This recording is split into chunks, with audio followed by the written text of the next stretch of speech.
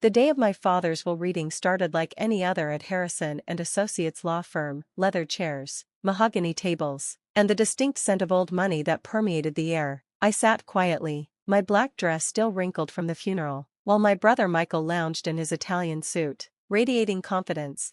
I had spent the last week in a fog of grief, barely eating, barely sleeping. My father, brilliant entrepreneur, dedicated parent, my biggest supporter, was gone. Meanwhile, Michael had spent that same week throwing parties at his penthouse, celebrating his upcoming promotion, as he called it.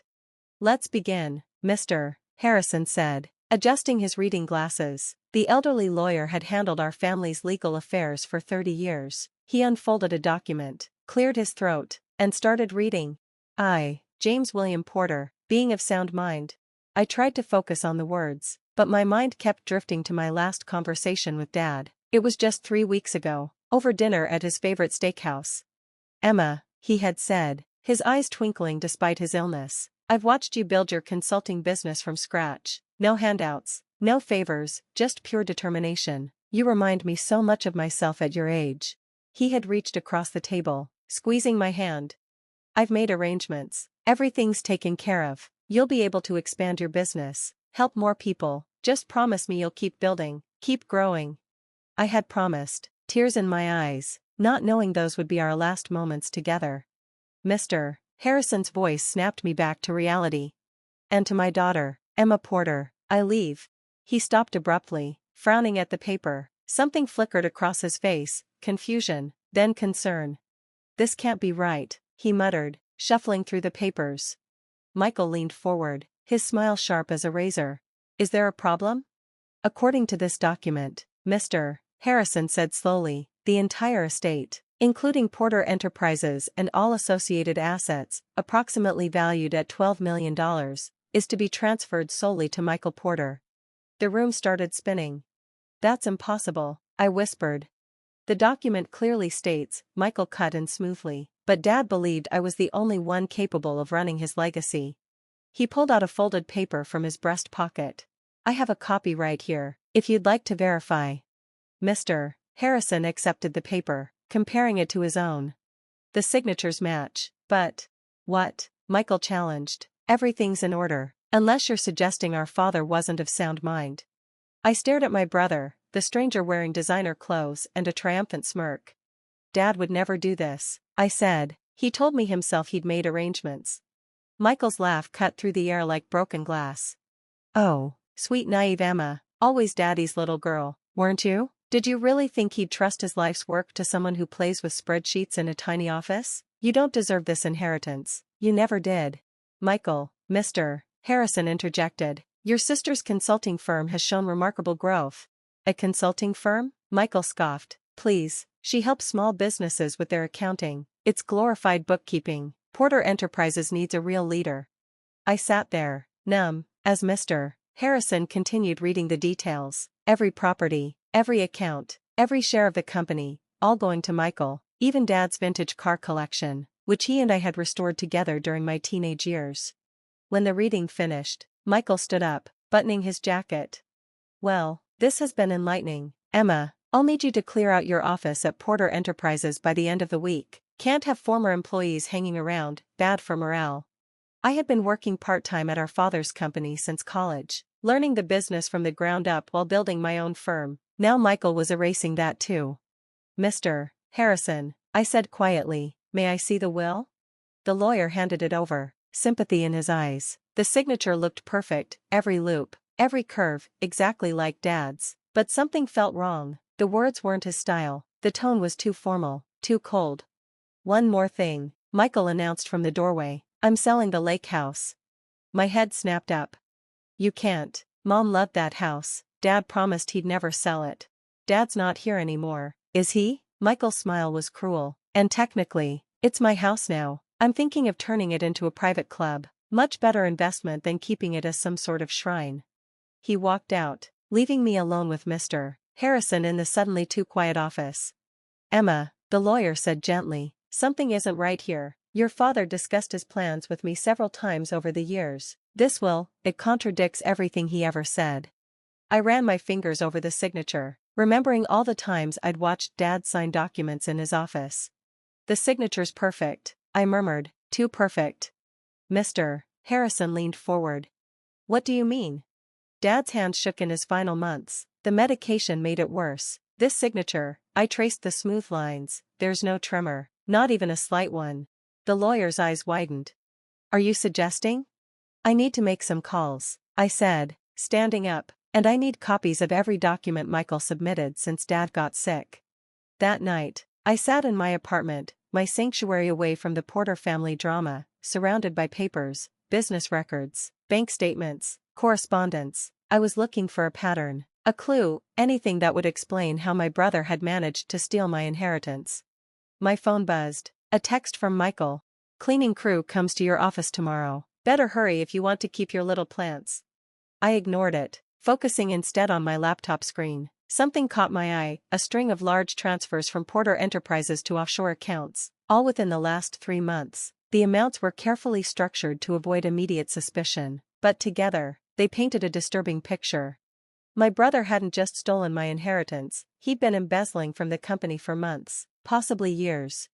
A plan began forming in my mind. I thought about my consulting firm, about the connections I'd built, the trust I'd earned in the business community. Michael saw it as glorified bookkeeping, but what he didn't understand was that I had access to something he never would, the loyalty of small business owners who formed the backbone of our city's economy.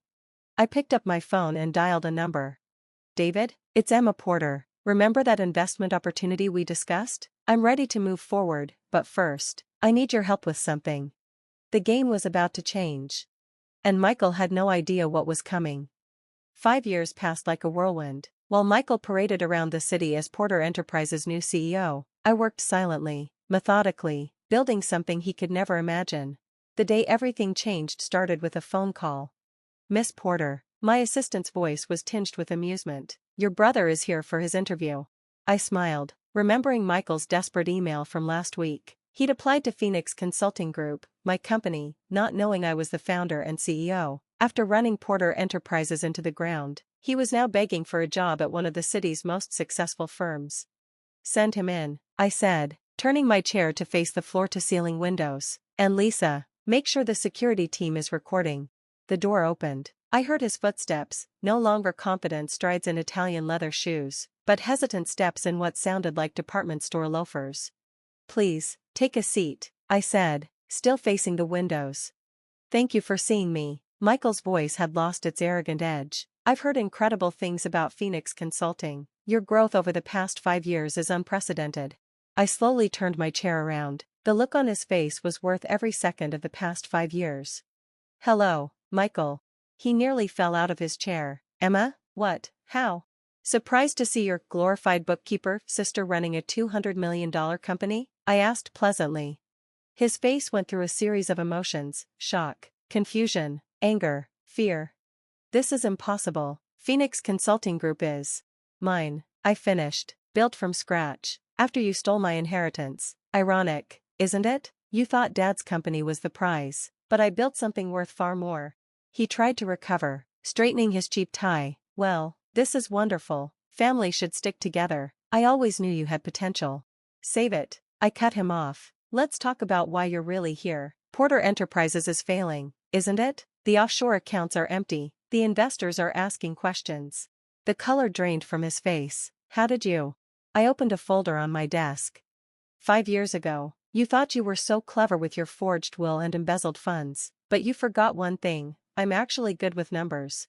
I laid out documents one by one: bank transfers, forged signatures, proof of systematic fraud. While you were busy playing CEO, I was building a network of the city's most influential small business owners, people you considered beneath you. They trusted me, with their books, their secrets, their connections, and they were happy to help when I asked them to keep an eye on Porter Enterprises transactions. Michael slumped in his chair. What do you want? Want? I laughed. I don't want anything from you, but the SEC might be interested in these documents, and the police will definitely want to talk about Dad's forged will. You can't prove anything, he said, but his voice shook. I pressed a button on my desk phone. Mr. Harrison, would you join us? The door opened, and our father's old lawyer walked in carrying a briefcase. Actually, she can prove everything, Mr. Harrison said. I've spent 5 years gathering evidence. Your father suspected you were embezzling. That's why he changed his will, 2 weeks before he died. The real will, not your forged version. He pulled out a document.